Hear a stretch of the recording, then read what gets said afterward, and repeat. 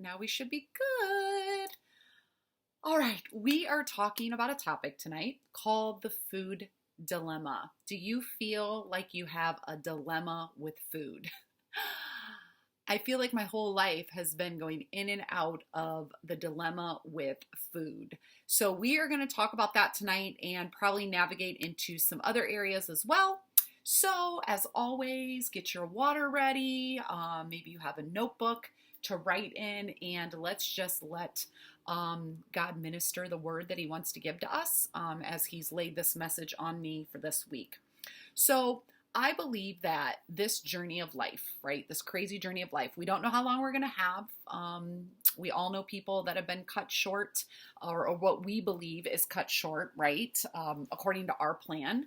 But I have seen that this journey for me has become about working out who I am, why I'm here, and who God is to me. And that really has been even the journey with my weight. The journey with my weight and all of my obsession was me trying to figure out who I am and really trying to be more than who I thought I would be. So when we start to think about it in terms of that, we're able to look beneath the food, beneath just the behaviors that we try to modify. If it's really about who we are, why we're here, and who God is, then it's really philosophical. It's actually pretty deep. It's not just about why I want to lose the weight or what I'm going to eat today or about exercise. It's about having purpose in everything we do. And that's the place that I'm getting to is I feel most at peace when I feel like I'm in complete alignment with my purpose. So this is not going to give this justice. I believe that this is a book that's in me to write someday. But in the short time that we spend together today, I hope that you allow me to reveal some things that have been revealed to me during my own struggle. I don't know about you, but I spent a lot of time, and maybe you still spend some time, confused around what I should be eating. Even though I had a background in nutrition, even though I was a personal trainer, I still had a lot of confusion around what I should be eating. When I was counting calories, I was confused about how many calories. Because if you do too low of calories, then your body shuts down and stops releasing, and your metabolism can slow down. If you eat too many calories, it's said that that's when you gain weight. So like, what is the magic number, right? So I had confusion around that. Then I'd get confused about how I would actually track the calories. Was I actually doing it accurately? Was there something that I was missing? I was confused about how long I should work out. Should I do strength? Should I do cardio? Should I do both of them at the same time? Because there's all these different philosophies out there about working out and how to get the best results. What do I do to burn the maximum amount of calories for my cardio? When I decide to do cardio, do I go and do the elliptical? Do I do the bike? Do I go and do a class? I mean, I spent so much time in confusion. And then there'd be a next level of confusion, which would be I would be doing all of these things, even though I was confused as if it was the right thing. But then the next level of confusion would come when I didn't see the results that I wanted. So I've been doing this for a couple of days. I don't feel any different. I don't see any different. I've been doing this for a week or two. I don't see any difference. I don't feel any difference. I've been doing this for a month. What's going on? Something must be wrong. I must be doing something wrong. All back to I'm so confused. And so in my deep state of confusion and frustration, a diet would cross my path. Ladies, have you been here? So you're frustrated. Oh yeah, you've been doing a lot of really great things, or maybe you've changed up some things and you are like on it. And now that you're not getting what you think you should be getting, a diet crosses your path and meets you in the place of desperation. A diet will always become very, very appealing to us. We will always do the thing that we told ourselves that we would never do when we are in desperation, not just in our health journey, but in life in general. So when we're confused, when we're overwhelmed, when we're frustrated, diets are so appealing because what they do is they promise an answer to our problem that takes the focus off of us, takes the pressure off of us, tells us exactly what to do, lays out the plan. Basically, it's like, oh my goodness, this is an answer to my prayer. I'm not going to have to be confused anymore because I'm going to know exactly what to do.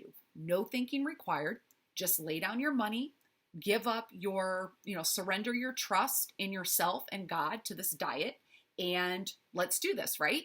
That's most of the time when we get to a place that we do the thing that we told ourselves we were never going to do again, or go down the path that we told ourselves we'd never go down. So this talk is not for someone who is on the high of a diet. So if you're on the high of a diet, or you're doing some type of method or some type of plan and it's working for you, then this is not really going to speak to you. Nope. This is for the person that can't seem to find a right fit. You've never really found something that fit you. I'm not saying that you haven't found something that has worked for a short period of time, but because it didn't fit you, it wasn't sustainable.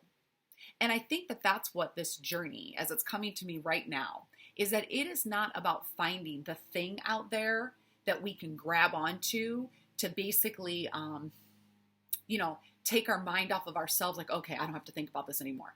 It's about finding what the right fit for us is. And each person is unique and individual. God created us all uniquely, and the right fit is not for everyone. So if something's out there like paleo or whatever, I'm not saying that any of those things inherently are bad, and some of them are actually pretty healthy. But the question is does it fit you? And that's where I started to find freedom in my journey, is really understanding this is my plan between me and God. I don't need to find something to fix me. I don't need to find something to let me completely check out of my mind so that I never have to think about it, or I don't have to dump my responsibility on something else. I actually have to be an active member, an active participant in finding the right fit. So this, again, is not for somebody that is doing something that's working. This is for people that, for example, you see your friends getting success, doing intermittent fasting. You see your neighbor getting success, eating the strict paleo lifestyle, and doing CrossFit. You see somebody else doing, whatever else, Weight Watchers, and they've done that for however long. And so you're looking at all these people when you're in that state of frustration, and you're thinking, if they can do something, if they can find something, like, why can't I? And I think what we forget is that we've all been on the high of a diet or a weight loss. We have actually been those people that other people look at like, wow, so-and-so, you're looking pretty great. At some point along the journey, we were that person. But if we haven't stayed that person, that means that it wasn't the right fit. Or it means that we didn't have a strong enough foundation to actually keep what it is that we were acquiring during that time. So there's always something, when people are getting results and you're not, temptation is very high. And temptation is straight from the pit of hell, okay? The enemy uses deception, temptation, to get us to go to the places that we don't want to go. Now, one thing we have to understand about temptation is that it looks good, it feels good, it smells good. Everything about it feels like this is foolproof. It's a temptation. Temptations don't reveal themselves as the real, when you pull the curtain back, where it's really going to leave you. Otherwise, it wouldn't be tempting. We'd go, oh, okay, I see where that's going to lead. I'm going to say no to that. It's so tempting. But for most of us, if you're on this healthy edge journey, if you've been following me, you've worked with me, or whatever, you've come to me to listen to this message, there's a little voice inside of you whispering, that isn't the answer. How many of you guys have that voice? That you want to ignore sometimes. Trust me, you just want the temptation. Let me just indulge. But there's this little voice inside of you that says, that isn't the answer. That's the type of women that I want to work with. And that's where I was at. This is not the answer. And you're right. To the voice, you're right. It isn't the answer. It doesn't have to be torturous to be healthy. It doesn't have to be this absolutely grueling journey to try to be comfortable in our own skin. I think that is an absolute lie, because deep within us, there is truth. But the truth gets covered up by lies and deception, and confusion sets in when we feel the tension between the unfamiliar promise of freedom that we've never really totally achieved or felt, but we feel like it's got to be out there. There's a tension between that and the familiar beaten down path of the road that we always travel. Ladies, this is the tension. This is the thing that pulls at us. This beaten down path is so worn, it's so familiar, you could walk down it with your eyes shut, but you know that it doesn't lead anywhere. It like just leads in a big loop right back. But sometimes just doing something, even if it's a beaten down path that isn't going to take you anywhere, sometimes in the place of confusion, that feels more comfortable and safe than going, but I know that there's something else. If I just got off this path, and there's this path over here that's kind of overgrown, but I can kind of see, where I can walk through. It takes a place in our life where we get to choose between the two. And a lot of times we just keep taking the beaten path. But sometimes God meets us in a place and he gives us the courage and the strength to actually walk the path that has not yet been traveled or not as well traveled. I remember thinking when I was in my mid-20s and I was deep in my eating disorder that, I was in my eating disorder, I was excessively exercised, I was obsessively counting calories, I was doing diet pills, I was doing whatever was coming my way. But I remember feeling exhausted and feeling like there has to be something more than this endless pursuit of perfection that I absolutely cannot achieve. Because I've been trying really, really hard. I've been actually doing things that I told myself I would never do before, I would never do, but I'm not hitting it. I'm not getting the perfection that I'm looking for. I'm not getting what it is that I set out to get. And I believe that there had to be more to my self-worth than a number on a scale. There had to be more to me than having my emotions be dictated about what a number on a piece of metal said. That would literally immediately send me either into punishment mode and restriction mode, or would be like, yes, I'm happy and successful today. I mean, just by a piece of metal. Like I knew that there had to be more than that. There had to be more to life than just trying to get control, trying to get validated, trying to get accepted through smaller thighs or a flatter stomach. There just had to be something more. And I was right. There is more to life. But to be honest with you, I was caught in the cycle that I just explained for years. For years, I was caught in this cycle. I wanted out, but I didn't think that there was a way out. I mean, how do you just release all of the control you have wrapped up in counting and controlling and scrutinizing and judging and comparing and exercising? How do you just let go of that? To be honest, I didn't even know what I would do with myself if I didn't exist every day to try to make myself look better. That's how much energy I was using. I didn't even know what I would do with myself. There was probably a fear that if I didn't do that, that I literally wouldn't know what to do with myself. And that can sometimes feel worse, right? To have no purpose and not know what you're supposed to be doing. I couldn't imagine pursuing another path to be lovable, another path to be worthy, to be happy, to be accepted. But when it comes to a place that you're on your current path and you come to that fork in the road, like I just talked about, God will give you the strength that you didn't even know you had because it's his strength in you, and you change it up and you choose a new course. Now, usually we come to this place after we're pretty beat up, right? We're beat up, we're exhausted, we are literally done.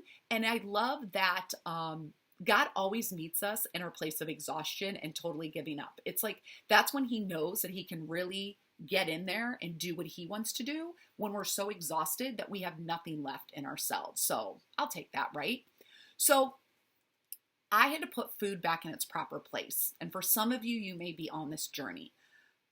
And I want you to let this sink in because this is truth. Food is not inherently good or bad. It's really not. The Bible tells us this, that it's not a sin to eat this food or not this food. It's really about what's in our heart and how we look at food. So the food is not the issue. It never was, and it never will be. As a matter of fact, I thank God often for chocolate and for ice cream and tortilla chips with guacamole. And just as much as I thank him for my snacks of fresh figs and seasoned salmon and roasted asparagus and my taco bowls that I eat for lunch and my spring rolls with spicy peanut sauce. I mean, I love the healthy stuff and the unhealthy stuff. Like, I thank God for both of them. And I don't believe that they're inherently good or bad. But all too often, food is not about just nourishment or gratitude or even celebration. Food, for me, for example, is just straight up control. It's the way that we try to control and manipulate the part of us that we don't like. So I used it to try to manipulate how my body looked. Eating less, eating more, eating this, not eating that. I used it to make up for the control that I lacked or felt that I lacked in other areas of my life. I used it as a punishment. So I would not eat as much if the scale went up or I was feeling fat or my clothes weren't fitting. I would use it as a reward. I'm feeling really great, so now I deserve to eat that. I can eat that. It was my way of escaping when I got too close to the places that hurt inside of me. I used it as a way to numb and comfort when I got too close to something that was uncomfortable, like disappointments in my life, rejection in my life, loss in my life. It was a way that I managed the things that I didn't want to look at. Food was always there when I got too close to something that didn't feel comfortable. Can you relate to that? Maybe it's food, maybe it's alcohol, maybe it's Netflix, but when you get too close to something that's uncomfortable, maybe someone brings something up that's a trigger to you, food's always there if you're getting too close to something that doesn't feel comfortable. Food, for me, during my other stage of life, when I was in my struggle and in my battle, food was not the gift the gift from God that I know it to be now. It was a tool the enemy had wielded for my own destruction. And although food have been the tool, my body was actually the idol. Can you relate to that? My body was actually the idol. Most thoughts and actions were focused on me. They were focused on my looks, my weight, my clothes fitting right, how I looked in the mirror when I was naked, how I looked compared to my friends or that girl on the treadmill over there, how men were looking at me, me. I believe that my body was the gateway to success. I believe that how I looked was my ticket to love. I believe perfection in my body was my foolproof plan against rejection. I thought that it meant that something was wrong with me if I wasn't thin and I wasn't put together physically. I felt that I could only love me when I loved how I looked. So there's actually a contingency of loving myself. And then God. So God never left me when it was all about me. I really believe that He protected me from destroying myself beyond repair. In absolute pure love and patience, by the way, which God has a lot of, He allowed me to get deep enough that my head was going under the water and I'm just struggling for breath. And I cried out for help and said, I can't do this anymore. And He snatched me up. And I want you to know that often God will let us come to the end of ourselves. He will let us feel like we're almost drowning. It's just like somebody who's a very good swimmer and has rescued people that are drowning. You have to wait until they're so exhausted that when you save them, they will actually surrender to being saved. If you don't wait long enough, then in their attempt and their strength to try to save themselves, they will actually end up drowning both people. So He does that. He waits for us. And often God can't work in us until we come to the end of ourselves. And this was true for me. And I want to be clear. There's nothing inherently wrong with the desire to have a healthy body. There's really nothing wrong with that. I don't believe that it's wrong for us to want to be good stewards of what God gave us, and for us to be comfortable in our own skin, and for us to want to look good. But he created us with these bodies, and just like everything he has given us, he asks us to be good stewards of it and to look at it as a gift and not forgive the giver of the gift. And I think often when it comes to our body and our weight loss journey, we look at it as a God instead of looking at it as a gift and keeping God in his proper place. Because there's the key. This is a gift that we have been given. And isn't life truly a gift? I mean, I had my first baby at 38, and I literally, there's nothing that could have prepared me for the overwhelming rush of love and acceptance and willingness to do anything for this little human being that came out of my body. I mean, there's no word to describe the intensity of that moment and the intensity of the love that I feel towards Berlin. And so if I felt like that, when I saw my baby face to face, how much more does our Creator love us than that moment that I experienced with Berlin and continue to experience as her mama? I mean, it's too much to even comprehend.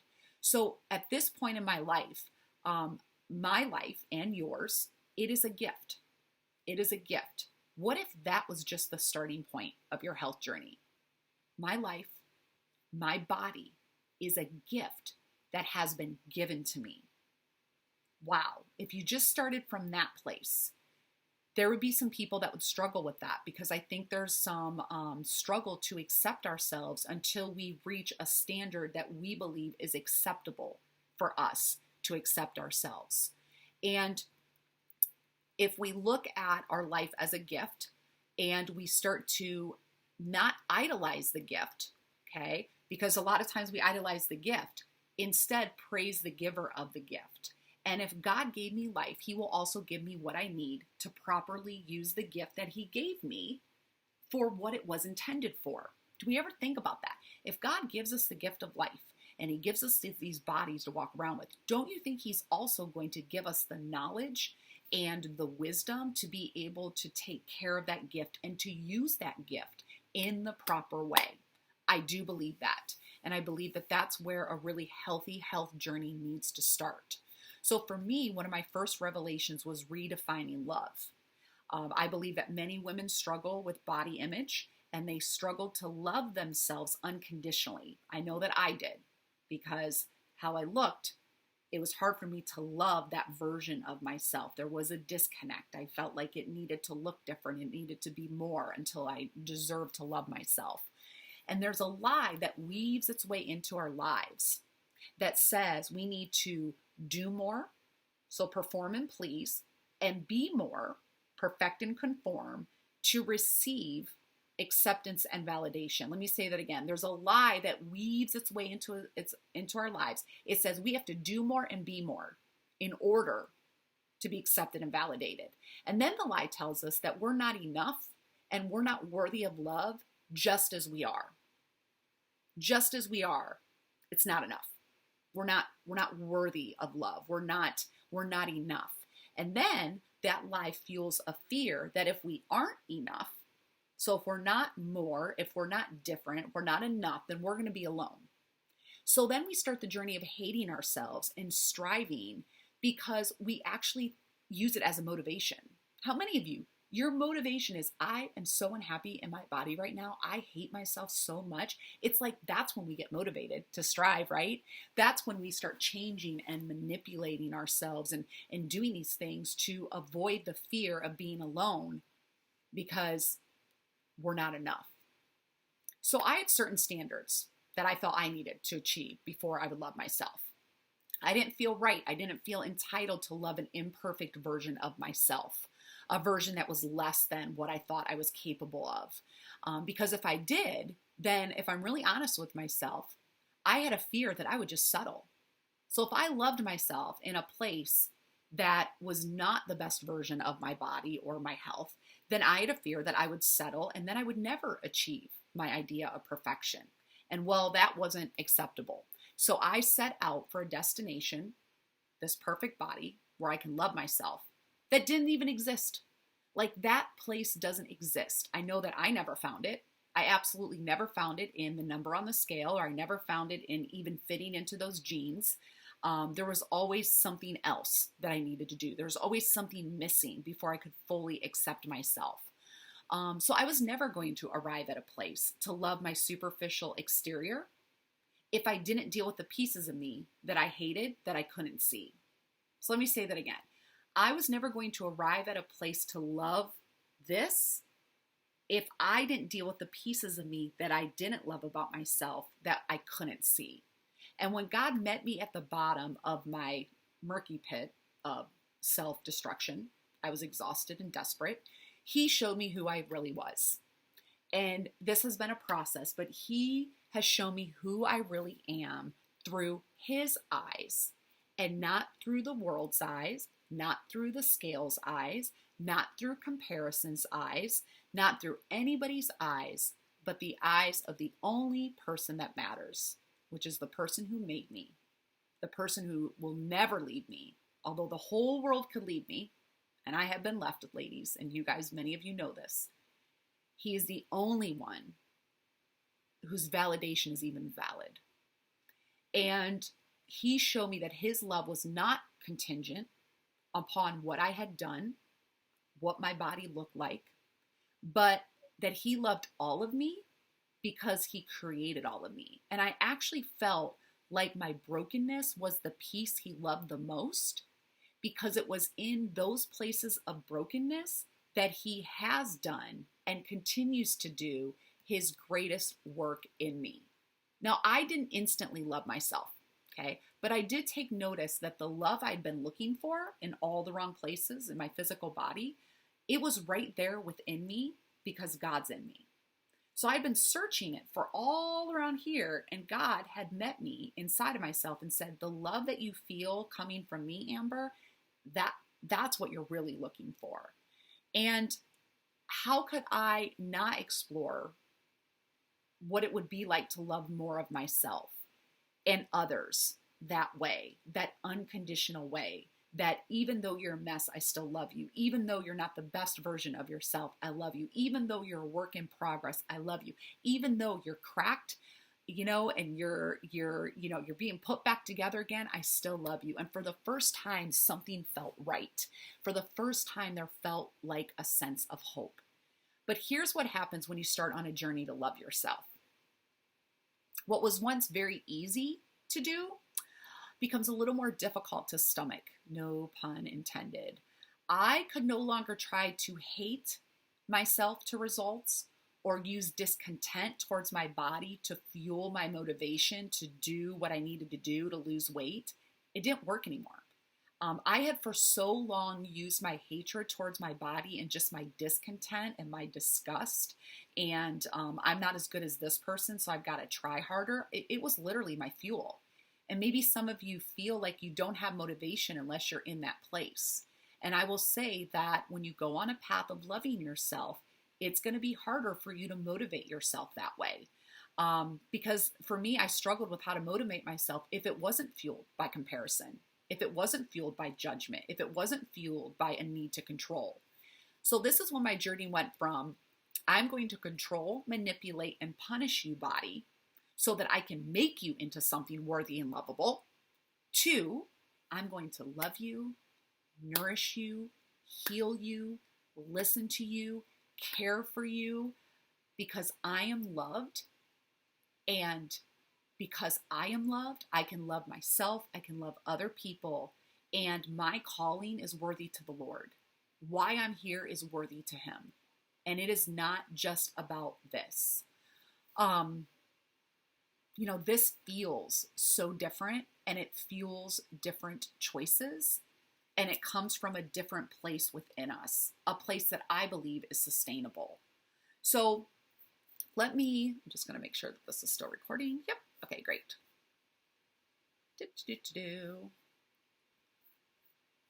Sorry, guys. There we go. Okay. So let's take exercise just for an example. Exercise used to be a way that I would punish myself. Okay. I would punish myself based on what I ate during the day. So it was a tool of control. It was a tool of manipulation. Even if I was enjoying the sweat and the burn of the actual workout, there was always those underlying motives that were underneath it. But when you come from a place of respect and love for the life and the body that you've been given, then, and you know how loved you are by the creator of your body and your life, then exercise becomes a form of worship. It no longer can fit into that punishment because you're celebrating this gift that you've been given. So it starts to change. And I can say that over the last 12 years that I have seen this slowly evolve within me. And God has filled me with the most amazing sense of joy and peace when I work out. When I actually work out, the very place, hear me ladies, the very place that was so broken and so twisted and a tool of control and a tool of punishment has become the very altar that I worship my creator. I mean, that's crazy. That is so crazy. I also had a pattern of eating too much, like of not eating enough during the day. And then at night, basically binging. So I would live on coffees all day and diet sodas. I would make it through. And this was just false self-control. It was like I would test myself every day if I had enough control, self-control, and motivation to get through the day, not eating a lot. But I knew what was coming. As soon as I got home, the binging would start and I would eat until the point that I was so uncomfortable and so disgusted with myself that I would stick my head in a toilet, throw up, and then condemn myself, punish myself, ridicule myself for how weak I was. And the cycle would just start over again. I'd get up the next day. I've got motivation. I'm going to do everything right. And then I would fall again. And I was doing this daily, if not multiple times a day with the binging and purging.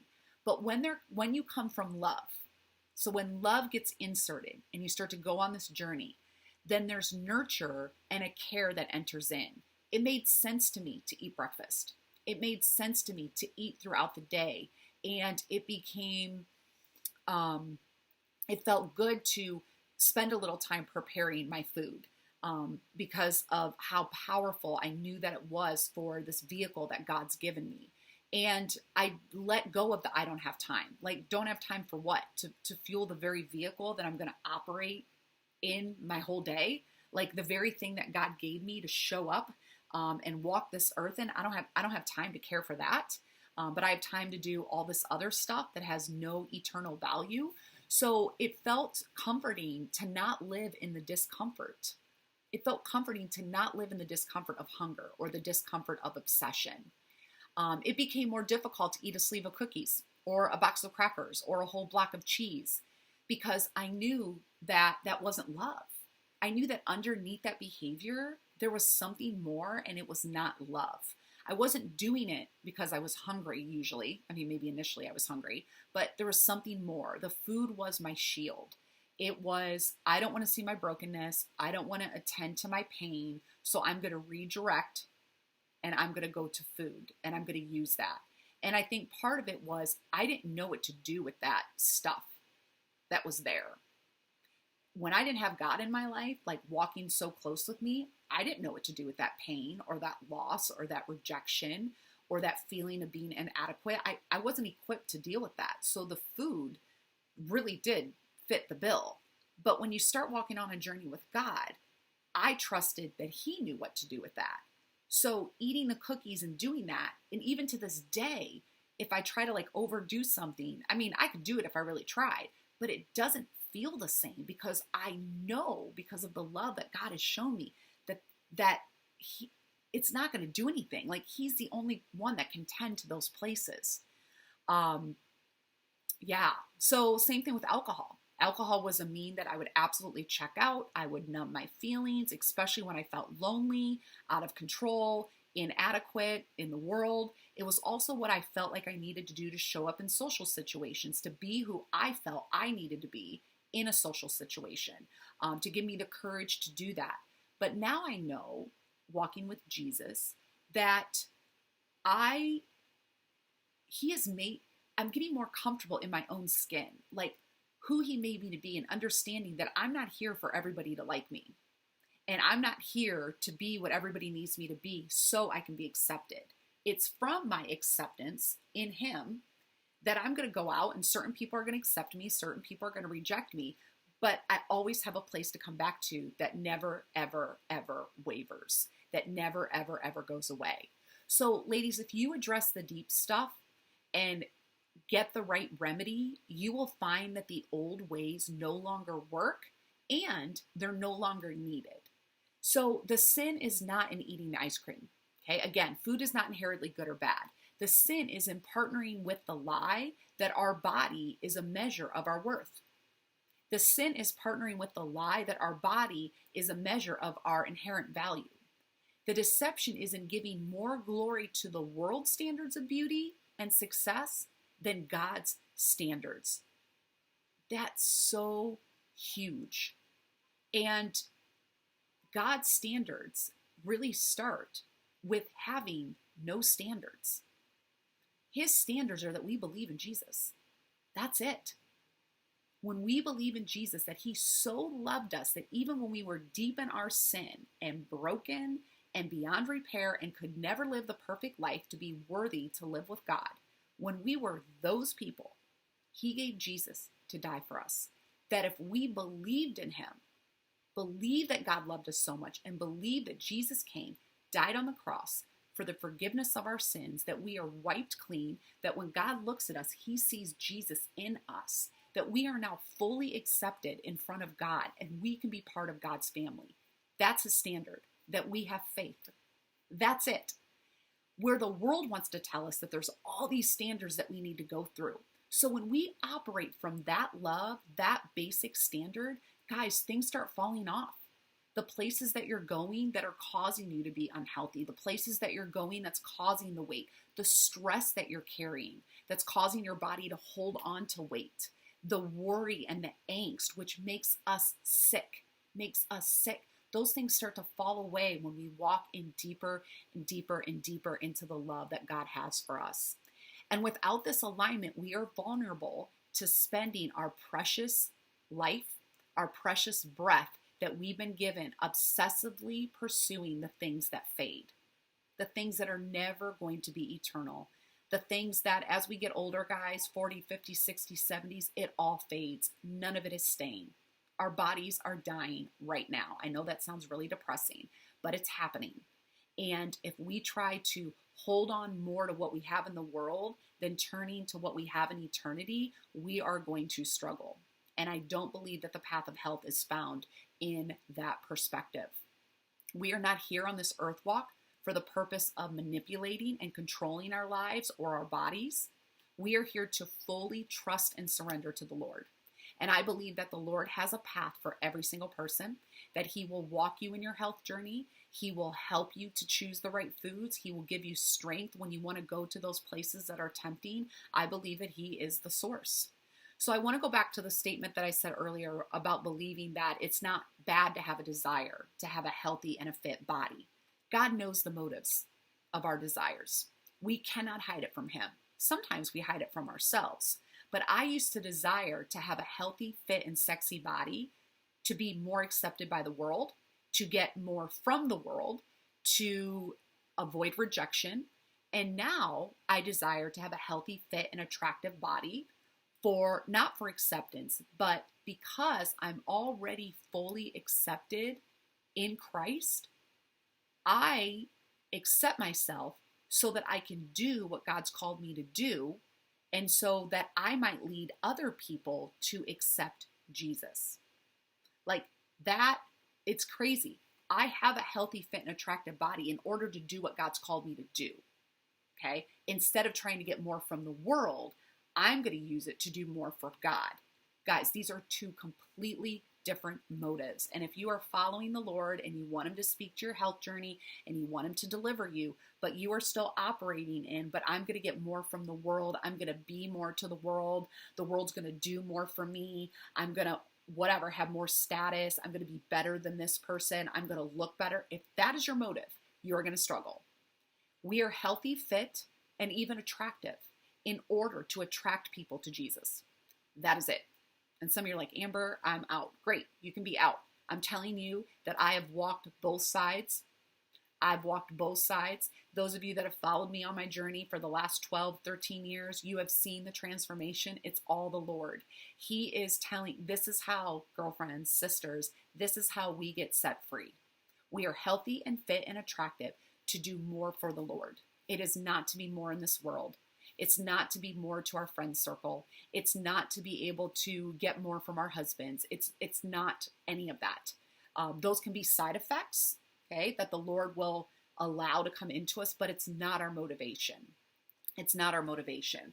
I believe that part of this is realizing that our body is something that's been given to us. So to be a good steward of our body, instead of manipulating it and torturing it and hating it into results, we have to honor it. And even if it doesn't look the way that we think that we want it to look, I mean, if I really wanted to, I could pick apart my entire body from head all the way down to my toe. But I will not partner with that anymore. Because whatever body God's given me, I believe that I'm a good steward of my body. Whatever it looks like now, cellulite, imperfections at all, and all, this is what God gave me to walk this. And so I need to look this way.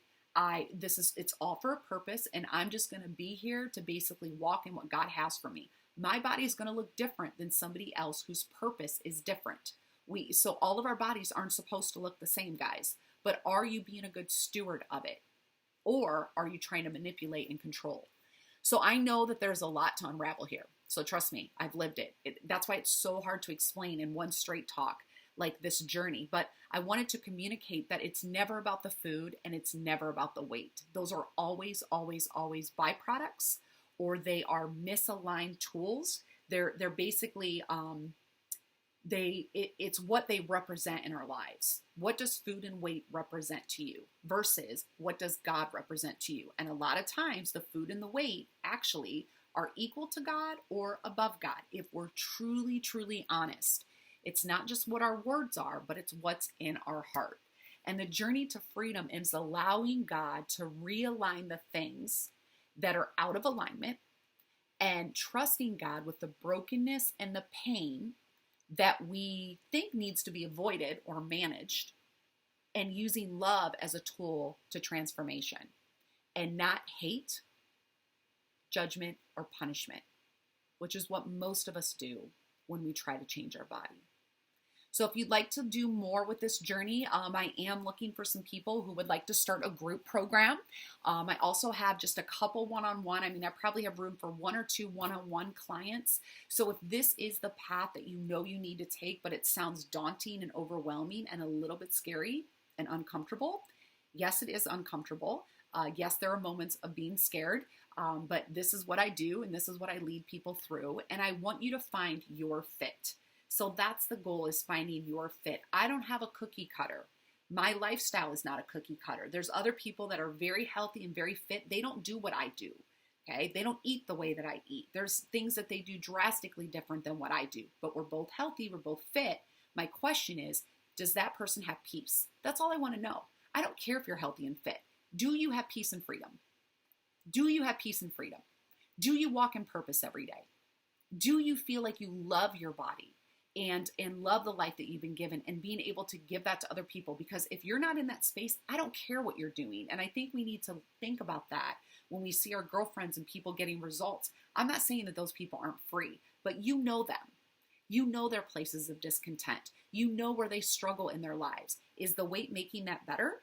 Or is it just a detour and something detracting from what really needs to be addressed? I'm just saying, we look at people and we assume that their life is better because it looks better, and that is a worldly standard.